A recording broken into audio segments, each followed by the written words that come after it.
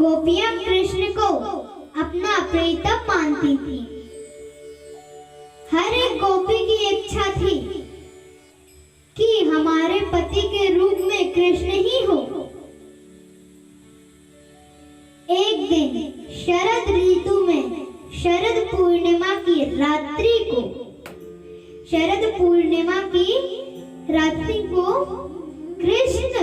कृष्ण जमुना तट के किनारे बैठकर बांसुरी बजा रहे थे। अब बांसुरी बजा रहे थे तो इतनी सुंदर धुन थी बांसुरी की कि जो गोपी जो कार्य कर रही थी वो कार्य छोड़कर सीधे बांसुरी की धुन सुनते कन्हैया के पास पहुंच गई। कोई दूध दुह रही थी तो दूध दुहना छोड़कर वो बांसुरी की धुन सुनकर चल दी। तो कोई चूल्हे पे दूध औटा रही थी तो दूध को उफनता छोड़कर चल दी। कोई गोपी अपने छोरे बच्चों को दूध पिला रही थी तो बिना दूध पिलाई ही चल दी। कोई गोपी भोजन बना रही थी तो अधपका भोजन ही छोड़कर चल दी। कोई गोपी अपने पति को भोजन परोस रही थी तो भोजन परोसना छोड़कर ही चल दी। कोई गोपी झुमका पहन रही थी तो एक कान में झुमका पहना और दूसरे कान में पहनने का होश ही नहीं, एक कान में ही पहन के चल दी। कोई काजल लगा रही थी तो एक आंख में काजल लगा के दूसरी आंख में बिना काजल लगाए ही चल दी। ऐसे जो गोपी जो कार्य कर रही थी वो कार्य छोड़कर कन्हैया की बांसुरी की धुन सुनकर चल दी। अब जमुना तट के किनारे सारी गोपियां आई तो अब कन्हैया जी की सुंदर बांसुरी की धुन बज रही थी।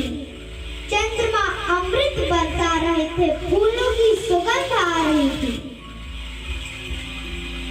तब कन्हैया कहती हैं कि गोपियों, तुम क्यों आई हो अपने पतियों को छोड़ के?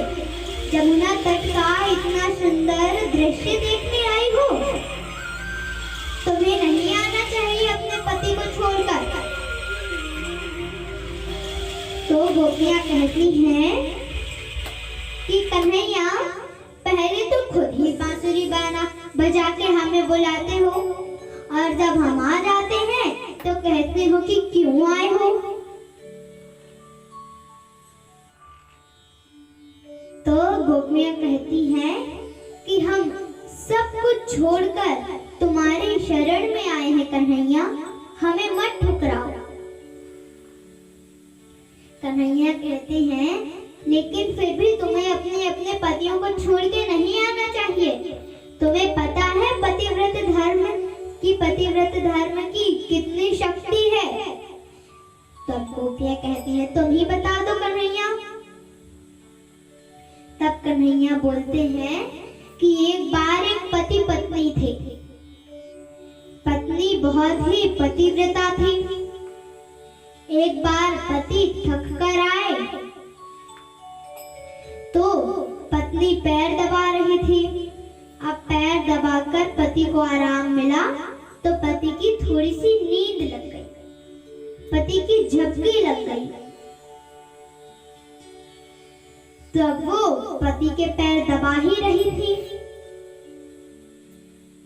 लेकिन अब उस पत्नी का 2 साल का बालक अग्नि के पास जा रहा था। तो अब वो पत्नी सोचती है कि अगर पति के चरण दबाना छोड़ती हूँ तो पति की नींद खुल जाएगी और पतिव्रत धर्म का अपमान होगा। अब पहले के जमाने में नियम था कि जब पति सोए तो पैर दबाने से उठना नहीं चाहिए, लेकिन आजकल का तो कुछ और ही नियम बन चुका है। अब वो सोचती है, लेकिन अगर बालक को नहीं बचाती हूँ तो बालक अग्नि में जल जाएगा।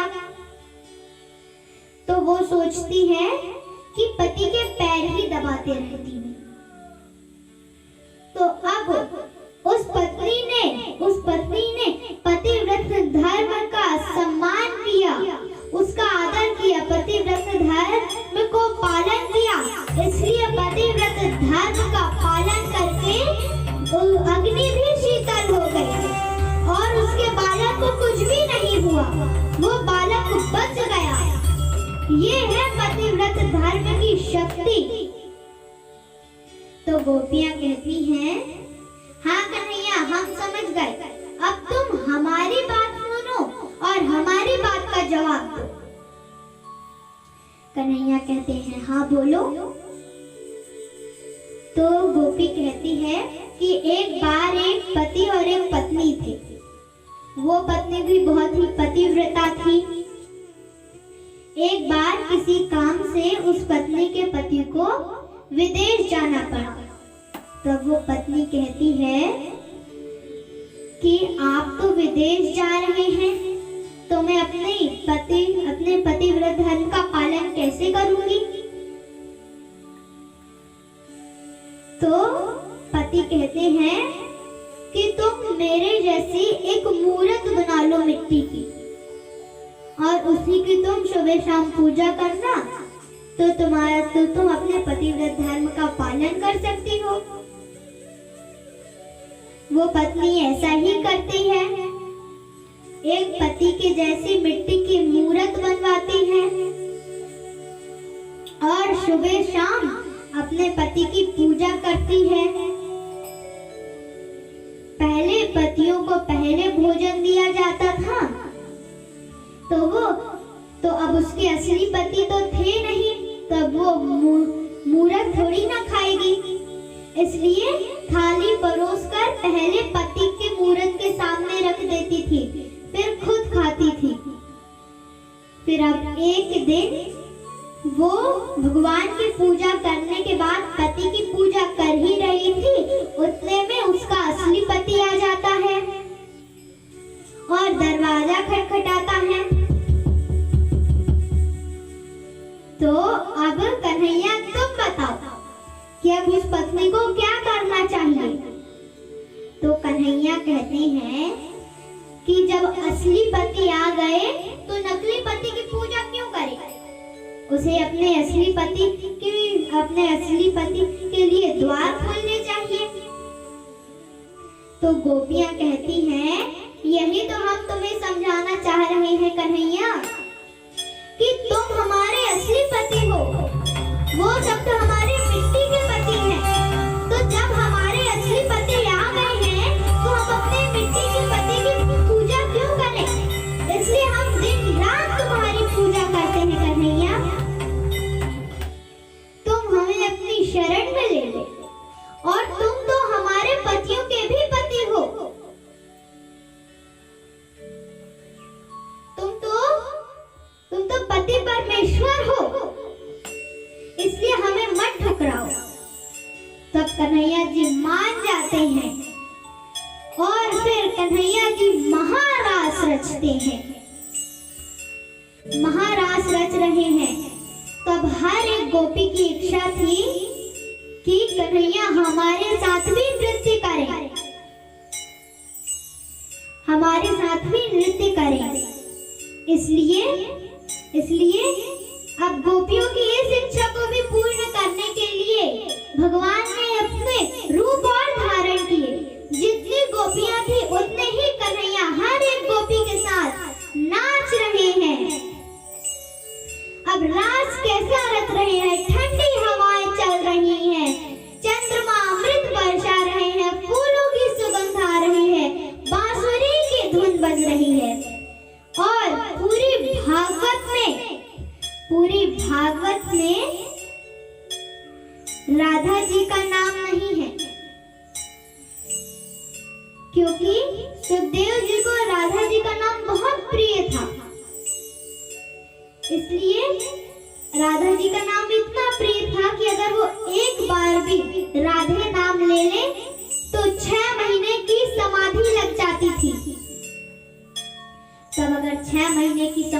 लग जाती तो बेचारे परीक्षित जी का क्या होता। परीक्षित जी के पास तो 7 ही दिन थे, इसलिए अब उनने राधा जी का नाम नहीं, विशेष गोपी के रूप में या फिर राधेश्वर के रूप में नाम लिया है। तो अब रास रच रहे हैं। रास रचो है, रास रचो है, जमुना किनारे सखी रास रचो है। रास रचो है, रास रचो है, जमुना किनारे सखी रास रचो है, रास रचो है, रास रचो है, जमुना किनारे सखी रास रचो है, रास रचो है, रास रचो है, जमुना किनारे सखी रास रचो है। अब कन्हैया तो हर जगह है। अब ये आपके ऊपर है कि आप अपने आप को गोपी या आप कन्हैया मैया क्या मानती है। आप जो भी मानती हो, तो कन्हैया तो नजर नहीं आ रहे, लेकिन वो तो घट में वास करते हैं। इसलिए आप भी खुल के नृत्य कीजिए कन्हैया जी के सामने।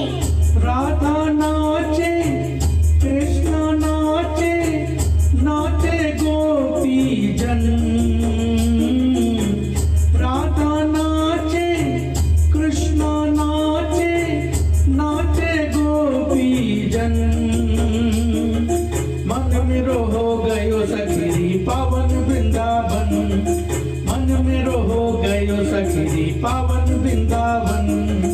रास रचो है, रास रचो है, जमुना किनारे सखी रास रचो है। तो अब भगवान रास रच रहे हैं।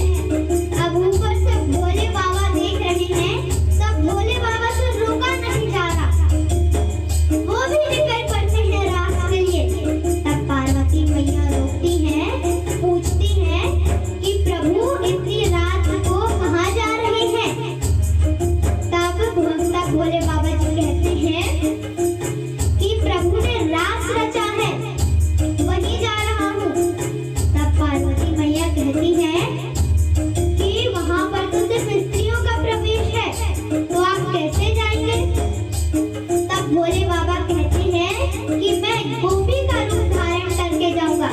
तब पार्वती मैया कहती है तब ठीक है। फिर अब भोले बाबा का श्रृंगार हो रहा है, सुंदर साड़ी पहने हुए, कान में झुमके पहने हुए, 9 लखा हार पहने हुए, हाथों में कंगन, लंबा सा घूंघट डाल के छैल चमेली बनकर भोले बाबा रास में पहुंचे। तो अब कन्हैया जी कहते हैं आओ गोपी, तुम भी नृत्य करो। सब बाकी गोपियां सोचती हैं कि ये ऐसी कौन सी विशेष गोपी है जिसे कन्हैया कह रहे हैं कि आओ गोपी, हमें तो ऐसा नहीं कहा। तब जो गोपी भोले बाबा बने हैं, तो भगवान भी सोच रहे हैं कि ये कौन सी नई गोपी है, लंबी सी, मोटी सी, ऊंची सी। तब महारास रच रहे हैं प्रभु। भोले नाचे, शंकर नाचे, नाचे गोपी जन। भोले नाचे, शंकर नाचे, नाचे गोपी जन। मन मेरो बन गयो सखी पावन वृंदावन, मन मेरो बन गयो सखी पावन वृंदावन। रास रचो है, रास रचो है, जमुना किनारे सखी रास रचो है, रास रचो है, रास रचो है, जमुना किनारे सखी रास रचो है। गंगा नाचे, जमुना नाचे, नाचे सरयू संग। गंगा नाचे, यमुना नाचे, नाचे सरयू संग। मन मेरो हो गयो सखी गयो सखी आवन वृंदावन। रास रचो है जमुना किनारे सखी, रास रचो है हरी रास रचो है जमुना किनारे सखी।